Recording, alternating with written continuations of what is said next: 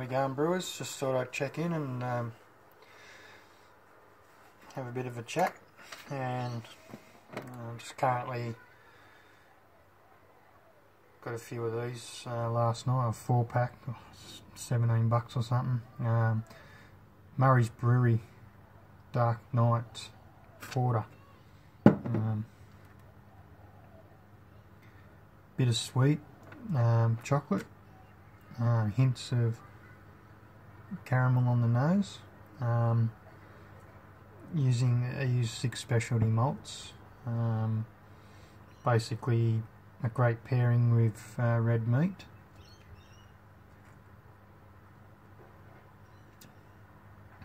Also a great pairing with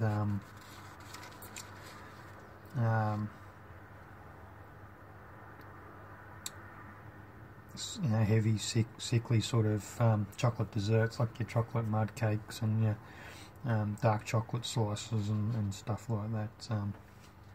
Biscuit slices always go good with a porter, a light-bodied stout. Anyway, so that's sort of what I'm sipping on today. I did have 2 last night, but I had them after I was tucking into some of the Citra Pale Ales, the home brew. Anyway, I currently I've got a few brews down, which I started last week. I bottled one today that's sort of been fermenting for 10 days, which was the all grain dark ale, based on a Kilkenny clone. Tasted alright out of the barrel. Tasted pretty good on bottling, so hopefully we comes out. I'll go out and buy a can of Kilkenny and do a side by side comparison. That was this morning's little venture that I've done. And I also currently got in there. I'm getting ready to cold crash this one. It's one I called Orange is the New Black, subtitled Agent Orange. I did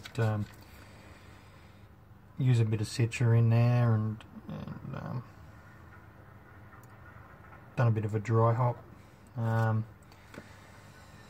So basically it went a tin of Morgan's Iron Bark Dark Ale from the premium selection, 250 grams of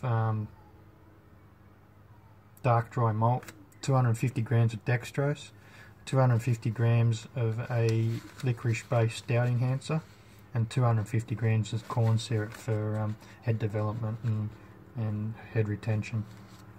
This one was a sort of a kit and bits sort of recipe, so to that I added 100 grams of roasted barley, 100 grams of medium crystal, and 100 grams of rolled oats, and done a cold steep overnight in, like your takeaway containers, Chinese takeaway containers. So just done a cold steep. So basically cold water into the container with the grains, and then into the fridge overnight, and drew out all that flavour through cold steeping. The hops were all very late. Basically done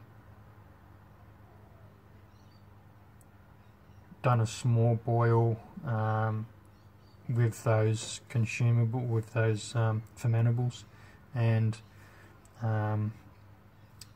took that off the flame, added the cold steeped liquid from the grains.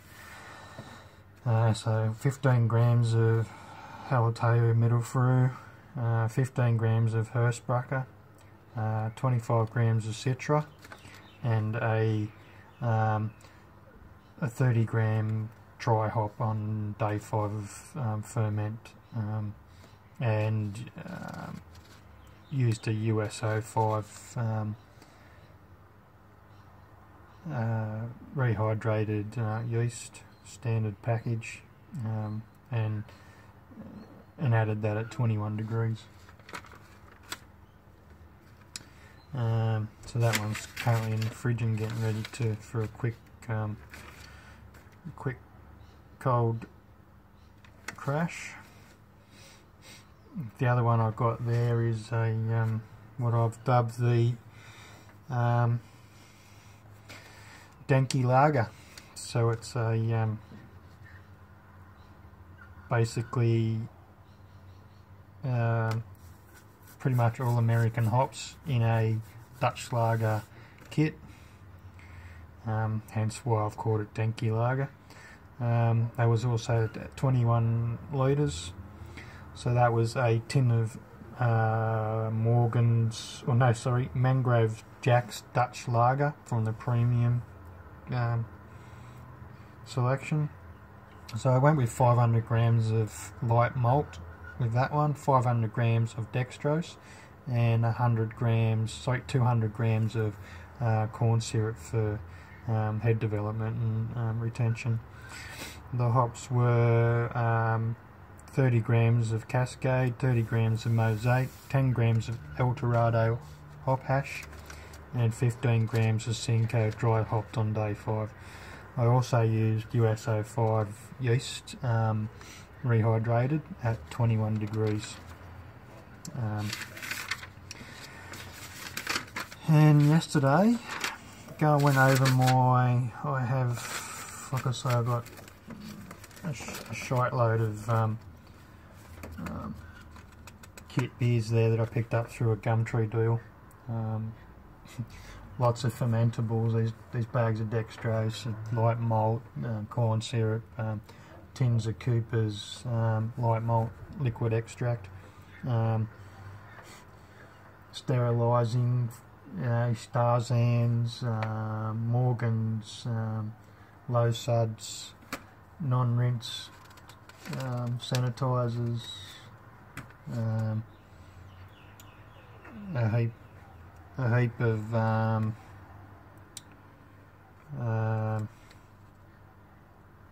pink brewery wash, and a few other powdered cleaners there. There's sodium percarbonate,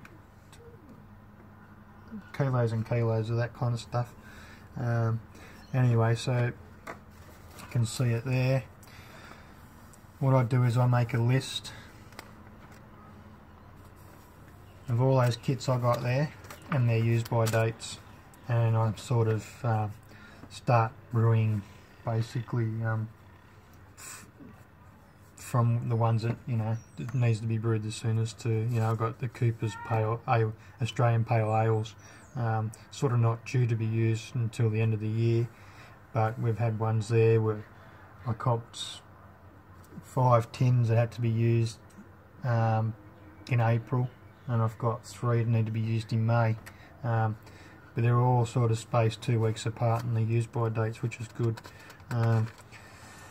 So yesterday I got the book out and I looked and I thought, hell, I've got 2 there that are 5 days apart in having to be brewed, and I've got my fridge full, tucker box freezers full, the other little bar fridge there, and I normally got, maybe you can see it, just a little Cooper's 10 litre craft beer kit, which I don't have any kits there to brew in that. So normally what I do is I just split one in half and just do a half brew and then seal the rest of it up, and then a week or 2 later do the other half in that. But that's just to sort of keep me going and keep all the fridges full. Currently haven't got anything in it at the moment, but that by tonight should have something in there. So basically, that's where I'm at. So yesterday, when I looked at the book, I got 2 in there that are 5 days apart. So I done a 2-can kit. I didn't note sort of what I put into it. I've got it off in the back of my head, but I will write it down in a minute. But I used a Dutch lager and a Munich lager, one being a Mangrove Jack's, the other one being a Morgan's, and I've done a 2 can, so that was 2 different brands of tins, and I just used the yeast that came with them, and then added an extra 5 gram yeast from a kit that I had sitting there left over, where I'd used 05 in it instead of the yeast that come with it. Excuse me. So last night yesterday afternoon I started on that one. I put it down last night. I come out this morning and it just had gone ape shit. It absolutely gone crazy. There's Krausen come right up and was pretty close approaching coming out the airlock. I'm still using a lot of airlock sort of setups. I don't mind. We've got a lot of blokes who just safe, sort of throw the airlock, store your lid and use the seal out of the lid and use cling wrap. But I've only ever done that a couple of times, and you can see through it. It's so easy to assess whether your brew's going well or it hasn't started yet. But that's sort of where we're at there. Mind my ugly head for a minute.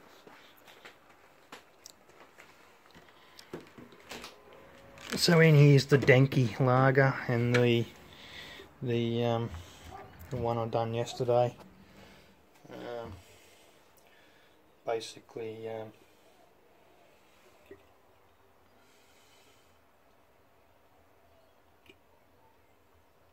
kicking away nicely. Stars down in the airlock. It was spitting a lot of bubbles out through there. Just noticed this morning when I come in that the tap's leaking, but it may have sealed itself off. Can only hope. Yeah, I don't know. You can't really see the Krausen. It's up there. It's gone down. It was up here earlier. It's sort of dropped down to there, so it's settled down a bit. It's probably a little bit more compact now. Just pull that lid down.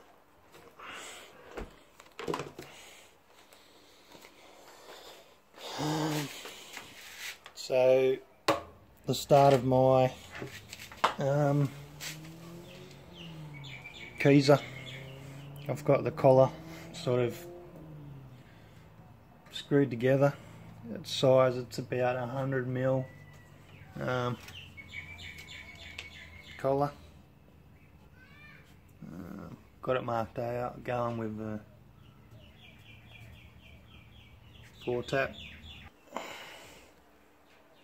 Yeah, so basically that's it. Be a 4-tap system.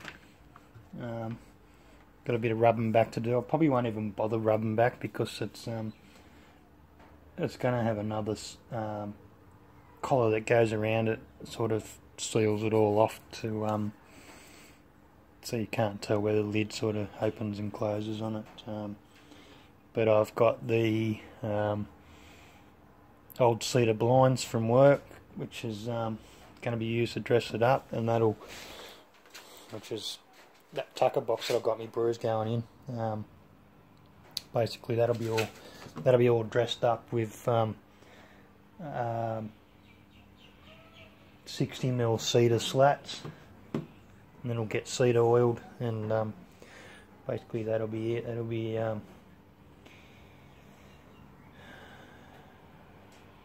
very different sort of a setup. And there's the other brew in there, which was the Agent Orange, or the Orange is the New Black. Just like I've done 2 hydrometer gravity checks. One yesterday, one today, sitting pretty even. It's probably maxed out at 1010, but it was a 1060 brew, so it's probably close to. I don't think it'll push it any further. I get a lot of people that worry about bottling with brews that are up around that, between the 1010 and the 1012s. They try to get a little bit more out of it. you know, I haven't had a real drama with. Oh, knock my beer over. That would have been devastating. Yeah, I've never really had a drama with it, so that's basically where we're at. Cheers.